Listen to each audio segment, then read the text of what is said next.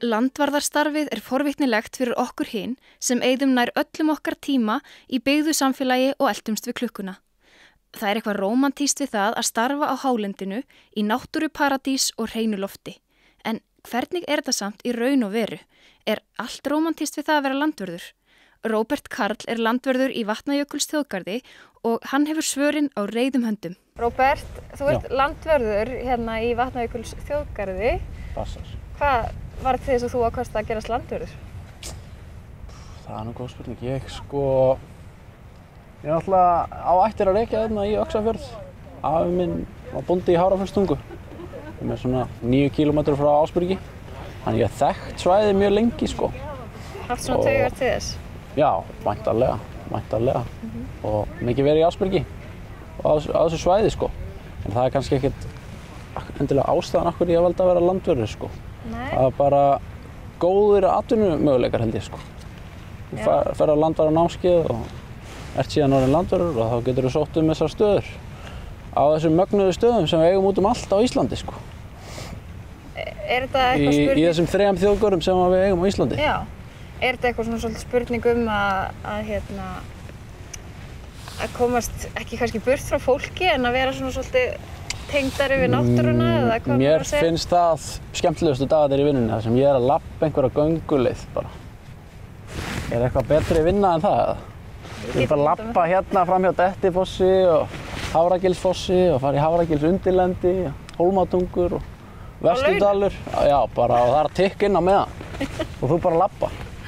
Ég sé ekki neitt betra en það. Og svo annars lagi þá beygirðu þín og niður og þú ert að tínna Jú, svo þarf maður safnar alltaf. Ég reyndar gleymdi pokanum í dag, þannig ég að tína í latexhanska en þetta sem sagt... Þetta mikið af þessu sko.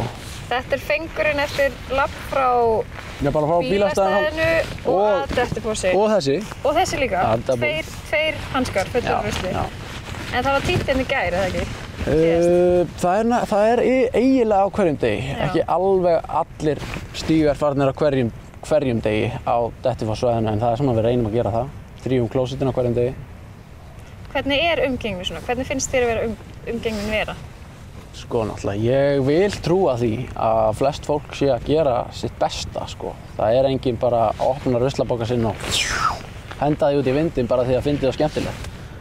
Þetta fólk að reyna og náttúrulega mikil vakning hefur verið nýverið bara ruslaflokkun, bara rusl, að það sé ekki bara rusl, heldur eru verðmæti kannski í rusli. Fólk svona hugsar öðruvísi vil ég trúa en á hinn bóginn í þessu starfi þá mjög auðvelt að missa bara alla trú á fólki sko. Hvað er það versta sem þú hefur lent í? Ég veit ekki hvort við viljum fara í það sko. Ég vil endilega fara í það. Nei, það þú veist, fólk bara notar ekki klósettinn og þá gerir það þarfir sínar annar staðar og þá þarf einhvern veginn að koma að því bara svo að fólk stígi ekki í það sko. Já. Það leiðilegt, en það bara hluta af þessu. Einmitt. Hefur eitthvað gripið eitthvað glóðvolgan?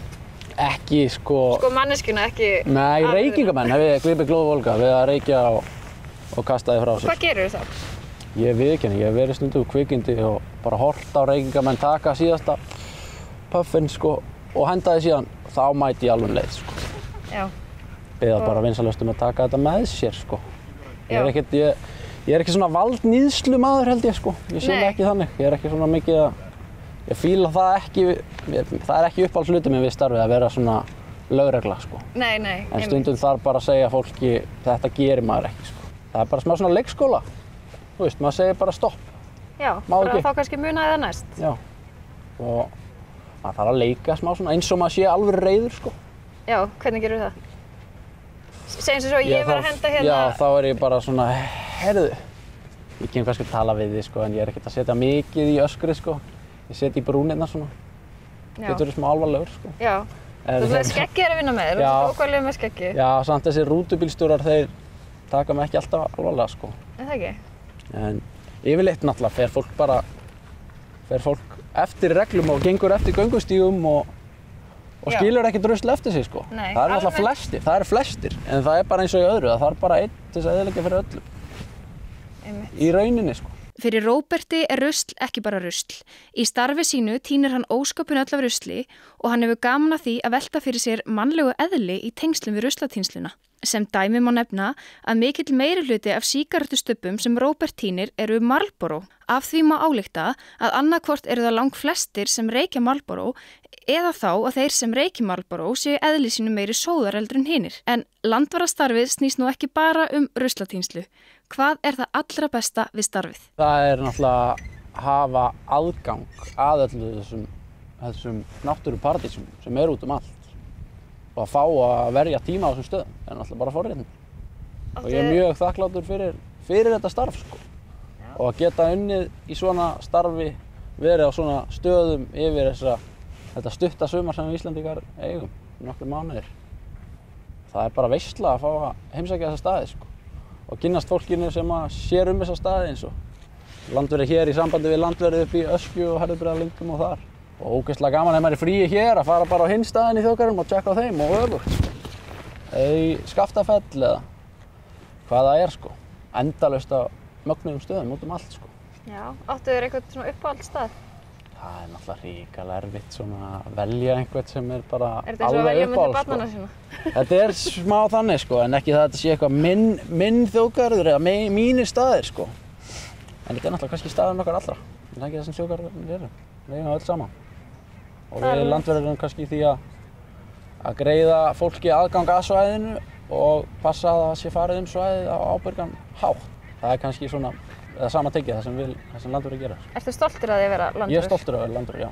Þó að ég sé stundum á þessum festival ógeðslegu klósettum þarna hinum megin eitthvað að skafa skít, sko. Þó að það sé hluti af starfinu mínu, þá finnst mér engin þörf til þess að skammast mín fyrir það, sko. Það er bara tímabundið sem að tekur á sig, skilur. Þetta er bara humbling, auðmýkjandi, sko. Að þrífa klósett, ég held að það er gott fyrir alla að taka 3 klósett í byrjun hvers dags, sko. Er ekki nóg eitt bara? Já, eitt, sko. Bara svona aðeins að hita sig upp og kenna manni líka, ef maður vinnur við að þrífa klósett, þá kanntu að ganga klósett. Það ert ekki bara að taka garðslönguslandið yfir allt og bara, þú veist, þú bara hittir í klósettið og ef þú hittir ekki, þá bara þurrkar það upp og svo bara ferðu út af klósettið. Eiga kallmenn kannski bara að pissa sitjandi? Nei, bara vera ábyrgir, sko. Bara þurrka upp eftir sig, sko. Já. Ég vil bara meina það. Akkurat. Ég held að sé komið. En eins og einhver uppáhaldsstaðir mínir, ég veit það ekki, sko.